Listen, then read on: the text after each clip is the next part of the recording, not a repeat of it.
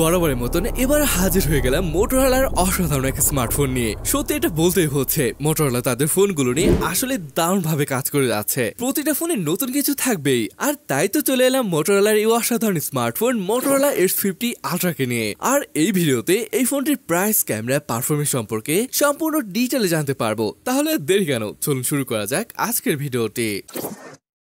Look at this phone. এরকম stylish phone হয়তো প্রথমবার দেখছেন, যেখানে উড ফিনিশ দেওয়া হয়েছে। অ্যাকচুয়ালি এটা নেচার থেকে ইন্সপায়ার্ড হয়ে তৈরি করা হয়েছে। সেই সাথে এটি world first FSC certified real wood finish phone. মানে দেখতে পাই বেশ ভালোই লাগছে। বোঝাই যাচ্ছে এটা কোনো কাঠে তৈরি ব্যাক প্যানেল। এটার নাম দিয়েছে নর্ডিক উড। এটা ছাড়াও আর দুটি কালার অপশন রয়েছে, পিস ফাজ আর ফরেস্ট গ্রে।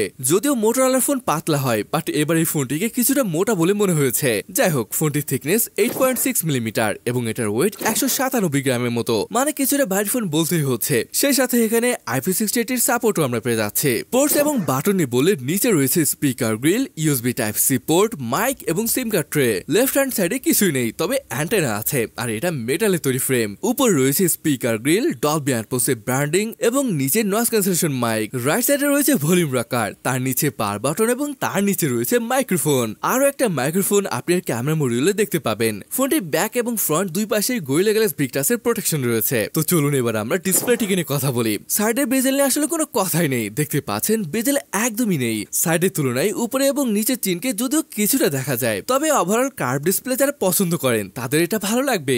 6.7 ইঞ্চের 1.5K রেজুলেশন যুক্ত পিওলের প্যানেল, 144 হার্জের ফাস্ট রিফ্রেশ রেট রয়েছে এখানে। আর হ্যাঁ, এটি কিন্তু এলটিপিও নয়, এলটিপিএস ডিসপ্লে, যার কারণে অ্যাডাপটিভ রিফ্রেশ রেটের সুবিধা পাচ্ছেন না। আদার দ্যান দ্যাট এটি খুবই ব্রাইট, খুবই স্মুথ একটি ডিসপ্লে। এটি 10 বিট ডিসপ্লে, সাথে রয়েছে HD10 প্লাস এর সাপোর্ট। এছাড়া SGS এর সার্টিফিকেশন রয়েছে। মানে আপনি যদি লো লাইটও ফোন দেখেন তাহলে খুব একটা চোখের প্রবলেম হবে না। অলরাইট, স্পেসিফিকেশনের ব্যাপার আসলেই এই ফোনটি লঞ্চ হয়েছে স্ন্যাপড্রাগন 8 Gen 3 এর সাথে। আমরা বেশ কয়েকটি ফোন দেখলাম যেখানে এই চিপটিকে ব্যবহার করা হয়েছে। এর আন্তর্জাতিক স্কোর প্রায় সেম, অর্থাৎ 1.5 মিলিয়নের উপর স্কোর আসে। গেমিং আপনি হাই সেটিংসে করতে পারবেন। গেনশিন ইম্প্যাক্ট 56-57 FPS পর্যন্ত এভারেজ পাওয়া যাচ্ছিল। হ্যাঁ, র্যাম টাইপ LPDDR5X এবং স্টোরেজ টাইপ UFS 4.0। মজার ব্যাপার হলো এটার একটি মাত্র ভ্যারিয়েন্ট রয়েছে, 12GB র্যাম এবং 512GB স্টোরেজ। আরেকটা ব্যাপার আমার কাছে বেশ খানিকটা অবাক লেগেছে, ফোনটি তুলনামূলকভাবে কিছুটা ভারী হওয়া সত্ত্বেও এখানে 4500 mAh ব্যাটারি ব্যবহার করা হয়েছে। যদিও সাথে পাচ্ছেন 125 ওয়াটের চার্জার।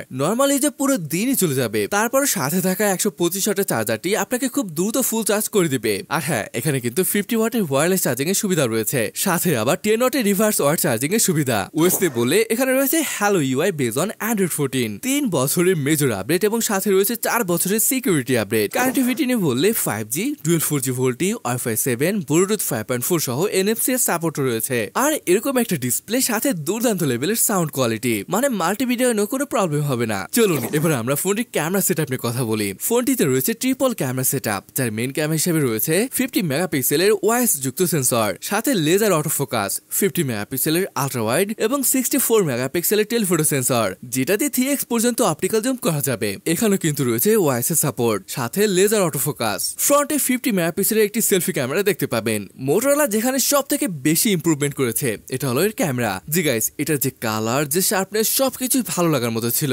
ভিডিওগ্রাফি নিয়ে বলে এটা রিয়ার ক্যামেরাতে 4K 60 fps এবং ফ্রন্ট ক্যামেরা দিয়ে সেম 4K তে ভিডিও শুট করা যাবে। গাইস, প্রাইস নিয়ে বললে এটা ইন্ডিয়ান রুপিতে 50,000 পড়বে, যেটাকে টাকায় কনভার্ট করলে দাঁড়াচ্ছে 70,000 টাকার মতো। এখন কথা হলো ফোনটি কেমন হবে। দেখুন, আমার কাছে মোটরোলা সব থেকে বেস্ট ক্যামেরা ফোন মনে হয়েছে। তাছাড়া দারুণ একটি ডিসপ্লে, যেটা 144 হার্জের রিফ্রেশ রেট রয়েছে, ফাস্ট চার্জিং, মানে কোথাও আসলে কমতে রাখিনি। তবে আসল কথা হলো ফোনটি আপনার কাছে কেমন লাগলো সেটা কমেন্ট করে জানাতে পারেন। তাহলে আজকের ভিডিওটি এখানে শেষ করছি, দেখা হবে পরে কোনো ভিডিওতে।